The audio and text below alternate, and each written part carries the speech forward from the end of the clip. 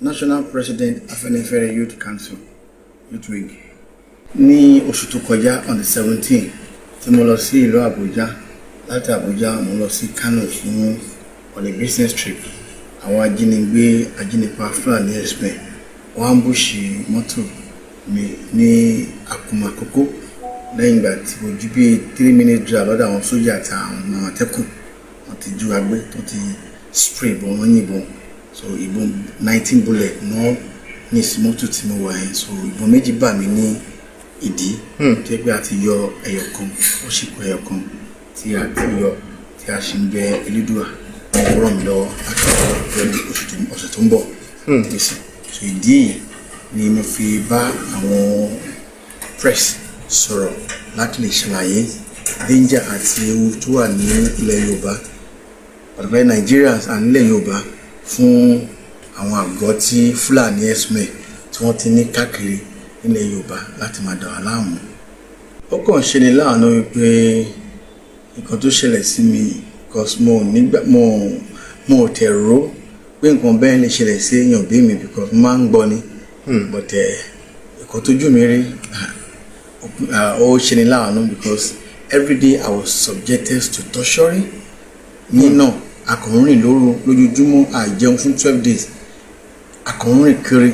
So nǹkan tí mo rò tí ìjọba lè ṣe pàápàá jùlọ àwọn gómìnà wa ní South West ni wípé ó bí dandan gẹ́gẹ́ bí come as a matter of urgency kí wọ́n pe Youth and Security Summit whereby that gbogbo àwọn ẹ̀ka gúúpù Yorùbá wọ́n lè come together wọ́n lè can be able to harmonize and restructuring the so-called Àmọ̀tẹ́kùn.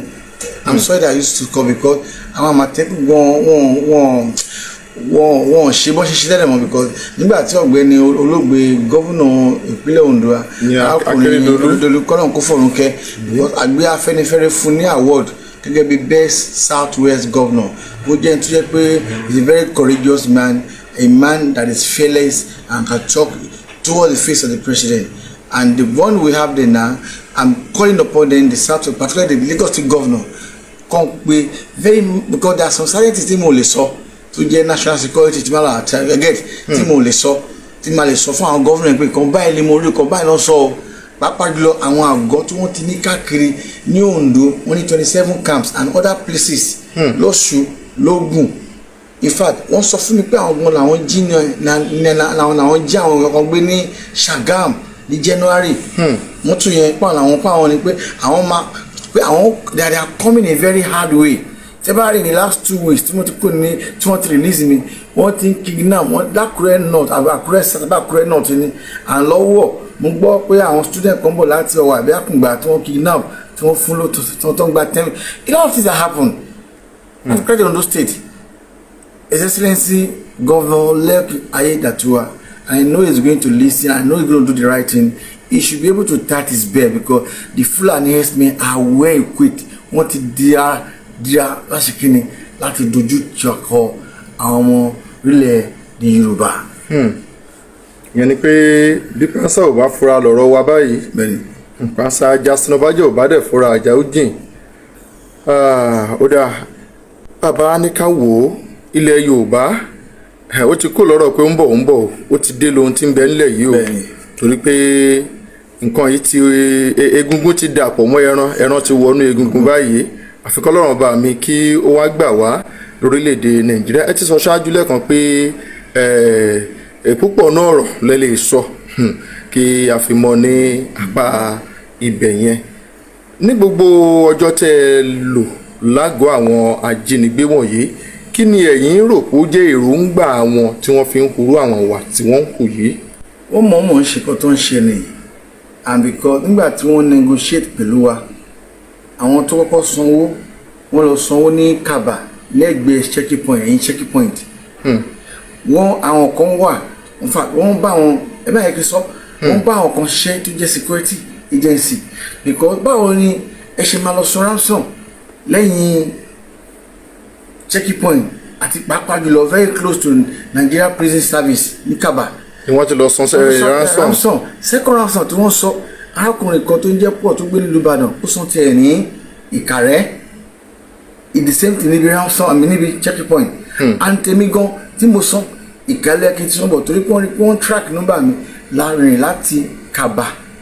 A kò ní Kaba ní aago 4 tàbí sí rìn. Kaba ní ìpínlẹ̀ Kogi. Ní Kogi láàrin lọ sí Edo ní Ìbílò.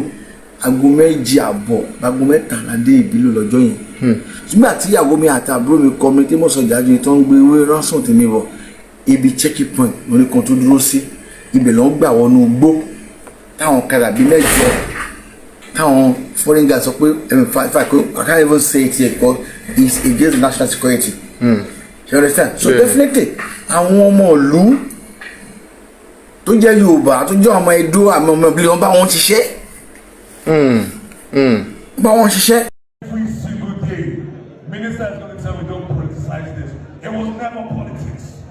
But they keep coming for me. They keep coming for my family. They keep coming for your father. They keep coming for Ashwaju, Bola, Ahmed, Tinubu, the greatest president in the history of Nigeria. The only president that has carried young people along from when he was governor to when he became president. The only president that considered youth and student loans. The only president that's created a platform for young people to thrive. The only president that has created an economy that benefits everybody. The only president that's not trying to enrich his own pocket. And you're telling me, no.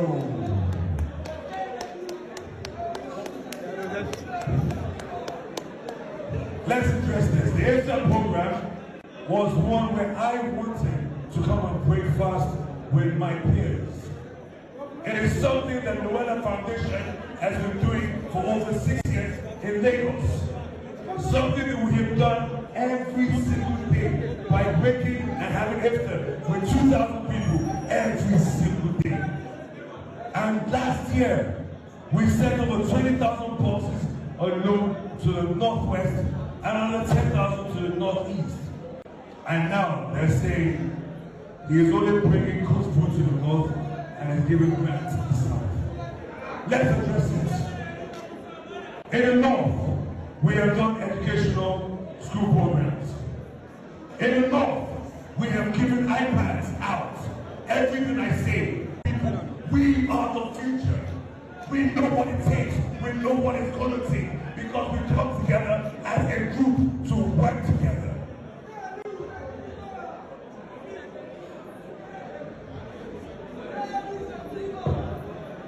Try go hard, try go soft. But police no go fit arrest bandits, kidnappers and criminals wey dey disturb this country. In fact, the biggest kidnappers and bandits for this country, they dey National Assembly, they dey judiciary, the ones wey dey turn justice upside down, the one wey dey talk lie when they suppose to talk true. Na them be bandits and kidnappers for this country because they don kidnap our commonwealth, they don kidnap our economy, they don kidnap oil and gas. They want make Nigerians be slaves so that when 2027 come, they go buy our votes with 10,000 naira. But that time no go reach before Nigerians go rise up. Yes, sir. Anywhere Nigerians dey na dey fear. Wake up, throw away your fear. Whether you fear or you no fear, hunger go still beat you. Yes, sir. Whether you fear or you no fear, your telecommunication tariff go still dey high. Yes, sir. Whether you fear or you no fear, your NEPA bill go still dey high. True. So why you dey fear? The people wey we dey fear, they no reach 1% of Nigeria population. Their power na our armed forces wey they no dey pay salary, better salary. The reason why our armed forces dey obey them na because the masses never rise. If the masses rise up and overcome the political class, the armed forces they no go get choice that to join us.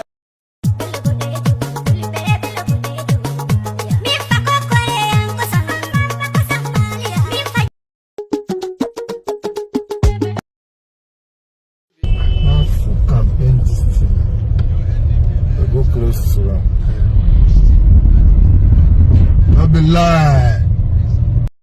You travel by road, you are kidnapped. You go by train, you are kidnapped. Last week, the airports were attacked by bandits. You sit at home, you are kidnapped. You send your children to school, they are kidnapped. Mr. Speaker, a few weeks ago, somebody was kidnapped in a hospital. So where are you going to stay?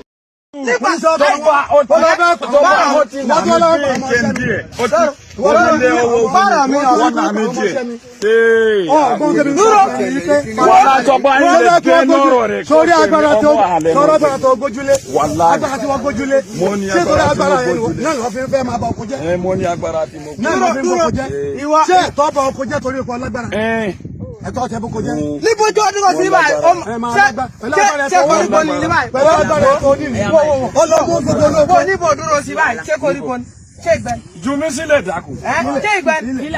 Emi fe ile like wa enya ko to. Ah, mo ti je li pe ki bo dúró sí báyìí.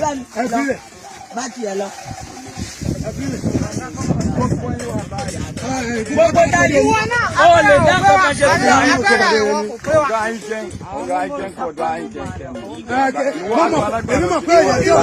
ìwọ tá bá rẹ̀ nígbà nǹkan mọ̀ mo máa gbára rẹ̀ mo máa gbára tí wọ́n ní bó ṣe máa ń lo agbára tó lè ní ọ̀dá nǹkan mọ̀ ni mo mọ̀ ó kì í sọ̀dọ̀ mi ló lò sí kì í sọ̀dọ̀ mi lọ́wọ́ ẹ̀ka lágbára ẹ̀. ìwọ náà láti lónìí kò fi ṣàlàyé fún ọmọ rẹ̀ gbogbo ẹni tó ti rí kò fi là. ẹni ọba da ọkọ mi tó wá bá ọkọ mi. lọ́jọ́ kan ní ìyá bí ẹ. lọ́jọ́ kan ní ìwọ náà wá bá ọkọ mi jọ. tí èmi kò dúró ìwọ náà wá bá ọkọ mi jọ.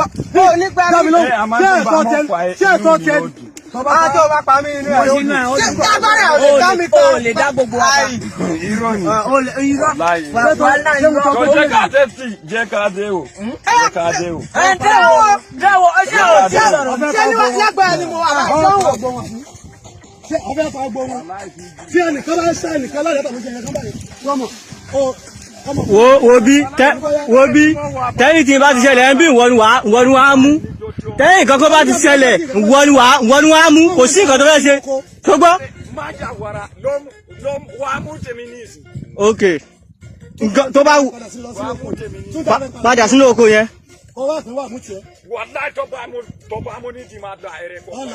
Da ẹran padà síbẹ̀ tó bá da ẹ lójú. Da ẹran padà síbẹ̀. Okay, ma haleni. Wallahi nisi. Toba wahala yo sele. Ebo saleni. Ṣé mo fẹ́ gé wàhálà lé ni? Ìwọ ló bẹ́ẹ̀ lálẹ́ lọ sálọ. Ìwọ ló bẹ́ẹ̀ lálẹ́ lọ bẹ́ẹ̀ sálọ. Ṣé bí ìdórí wàhálà yìí ló fi wá da ẹran sóko àbí? Kó wọ mi dáadáa. Tọ́ba dá sókè má bí ọmọ àbí? Wọ́n ní tọ́ba dá sókè má bí ọmọ. Sọ́ọ́rí gbogbo àkàtọ̀ ń pa. Sọ́ọ́rí gbogbo àkàtọ̀ ń pa. Wọ́n báyìí gbogbo àkàtọ̀ ń pa. Jẹ́ pé tọ́ba ti dá sókè èèyàn pa ni. Wọ́n ní jẹ́ aláwọ̀ tó ń pa. Tọ́ba dá sókè àwọn ètò. Ṣé bó o ṣe máa pa ẹ? Tọ́ba jẹ́ pé kó tó bá dúró mú wa ní wà láì mọ́ láì wọ́n yẹn sí àlùkùrà. Torí wọ́n ti rí níìsì èmi kò sí àǹfààní dọ́dọ̀ mi àti ọba. Èmi ò lè rí àǹfààní. Ṣé torí àlòfin boko Yorùbá jẹ́? Torí Yorùbá ní sùúrù. Torí àlòfin boko Yorùbá jẹ́? Bí ṣe torí àlòfin boko Yorùbá jẹ́? Kò tí tó ọ̀sẹ̀ méjì báyìí màálù mẹ́rin mo pa àti yòókù sáré. Màálù mélòó lójú ògùn? Màálù mélòó lójú ògùn báyìí rí? Èyí tó bá màálù kọ́dà màálù kọ́yọ̀kẹ́. Èyí àti ọlọ́pàá ìjà tó bá ìjà kò ṣẹlẹ̀ lọ́dún yìí kó pè mí ọmọ àlè. Àwa ń bẹ̀ tá a máa múra lọ. Ṣebí Fulani tó bá ti já oko díẹ̀ ó mú Fulani yóò ṣe wo. Èyí tó bá ti pa màálù àti ń pé ọlọ́pàá kò sí ọ̀rọ̀ kẹ́ń tí ọlọ́pàá ayọ̀ máa sọ.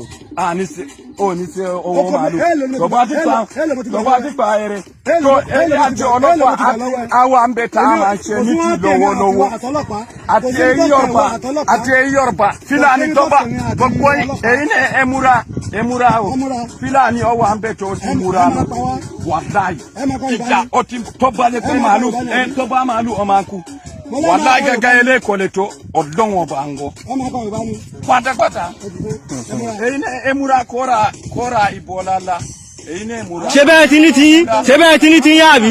Ebe ti múra sílẹ̀.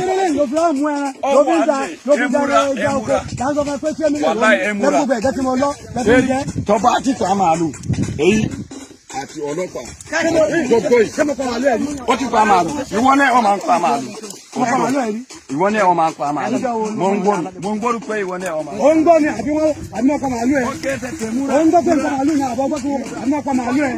Baba. Mura o. Ama awodi wakala ba. Wallahi. Awodi wakala. Mi wallahi don't get wallahi. Mi wallahi kakila ne ga ogajo mo ko yi mo dari ko. Awodi wakala.